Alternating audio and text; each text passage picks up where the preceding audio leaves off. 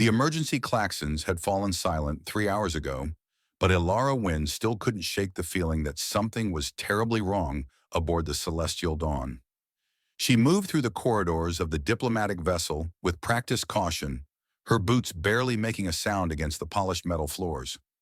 The ship had been transporting a delegation of Zathor juveniles, young members of one of the galaxy's most formidable predator species, back to their homeworld after a cultural exchange program.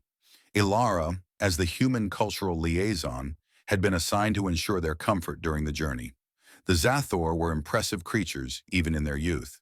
Standing nearly 6 feet tall at a penis 10 cycles old, they possessed razor-sharp retractable claws, enhanced sensory organs, and reflexes that put most species to shame. Their fur rippled with bioluminescent patterns that betrayed their emotional states, and their fanged maws could crush titanium alloys. Naturally, the Galactic Council had deemed humans, fragile, slow, weak humans, the perfect species to babysit them. Alara reached her quarters and pressed her palm against the access panel.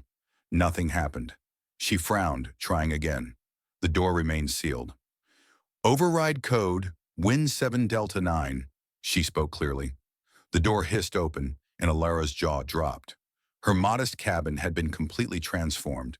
What was once a simple sleeping area with a bed, desk, and personal storage had become an elaborate architectural marvel.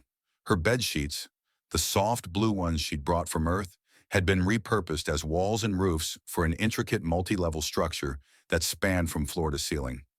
Support beams crafted from furniture legs, dining trays, and what appeared to be disassembled control panels created a skeleton for the fort. Cushions formed battlements. Her towels hung as banners. "By Newton's ghost," Alara whispered. A small, furry head popped out from a second-level opening. Kirilu's Softpaw, the smallest of the Zathor cubs, chirped excitedly.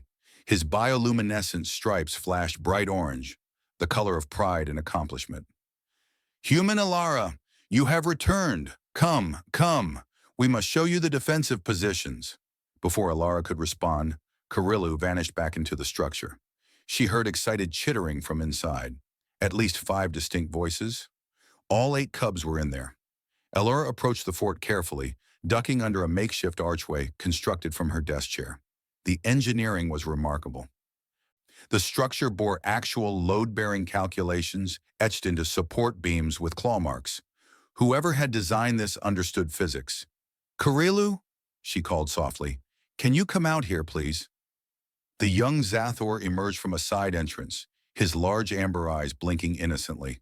Behind him, 7 other cubs peered out from various openings in the fort, their ears swiveling with curiosity. "We did not break protocol," Kirilu announced proudly. "We accessed only your quarters and used only available materials. The structural integrity exceeds station requirements by 47%. I calculated everything myself." Ilara crouched down to Kirilu's eye level. The cub's tail swished nervously, his stripes flickering to a cautious yellow. "This is incredible work," Ilara said honestly. "But you understand you can't just take someone's belongings without asking, right? Even if the engineering is brilliant." Kirilu's ears drooped. "But you said humans love building things. You told us about pillow forts and blanket castles. You said human cubs construct them for play and strategy practice." Ilara blinked. She had mentioned that during a cultural exchange session last week. The cubs had been fascinated by human childhood traditions, especially the concept of playing with minimal survival purpose. "We wanted to understand," another cub chimed in from a third-level window. "Zathor young train in combat simulation.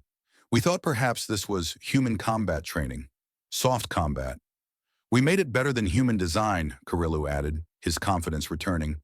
"Multiple escape routes, reinforced load distribution, hidden supply caches, a proper fortification." Ilara stood up and examined the structure more carefully. They weren't wrong. The fort had 6 distinct levels, each with strategic sight lines. The bed sheets had been woven together with a knotting technique that actually increased tensile strength. Ventilation shafts ensured air circulation. There was even a primitive pulley system for moving objects between levels. These cubs had taken a simple childhood play concept and engineered it into something that could legitimately appear in a military tactics manual. Permission to enter? Ilara asked. Kirilu's stripes exploded in brilliant gold. Pure joy. Permission granted, human Ilara. Watch the entrance beam. Your species has limited vertical clearance. Ilara climbed into the fort, marveling at the interior. The cubs had created a comfortable communal space on the first level, complete with cushions arranged in a circle. Stolen emergency rations were neatly stacked in a corner. Supplies for a siege. Why did you build this? Ilara asked gently. The cubs exchanged glances. Kirilu's stripes dimmed to a soft blue. The ship made alarm sounds, he said quietly. Our instructors taught us, when danger comes, predators find high ground in defensible positions. But we are cubs. We have no den, no pack territory. He looked up at Ilara with those enormous eyes. Then we remembered. Humans build dens anywhere. Humans make safety from nothing.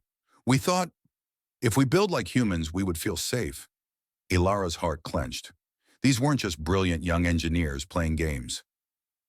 They were frightened children using the only cultural tool they'd been given to cope with fear. She sat down in the cushioned circle, and the cubs immediately swarmed her, pressing their warm, furry bodies against her sides. Even the largest cubs, who pretended to be fierce warriors, curled up close. The alarm was just a navigation recalibration, Ilara explained softly, stroking Kirilu's head. No danger. But you know what? You did exactly the right thing. You stayed together, you created a safe space, and you used your intelligence instead of panicking. We learn from humans, Kirilu murmured, his eyes closing contentedly. Humans are not strong like Zathor, not fast, not fierce, but humans survive everywhere, build everywhere. We wanted to learn that strength. Ilara smiled, looking around at the magnificent fort constructed from her humble bedsheets. The Galactic Council thought humans were suitable for childcare because they were harmless. They didn't understand the real reason. Humans didn't teach strength through power. They taught strength through adaptability, creativity, and the stubborn refusal to give up even when you had nothing but bedsheets and hope. Tell you what, Ilara said, we're 3 days from your homeworld. Why don't we improve the design? I'll show you a proper human pillow fort technique, and you can teach me Zathor tactical fortifications. Deal? Kirilu's stripes blazed with rainbow colors, every positive emotion at once. Deal, human Ilara, but we keep the multi-deck design, Zathor improvement. Obviously, Ilara laughed, always improve on the design. That's the human way too.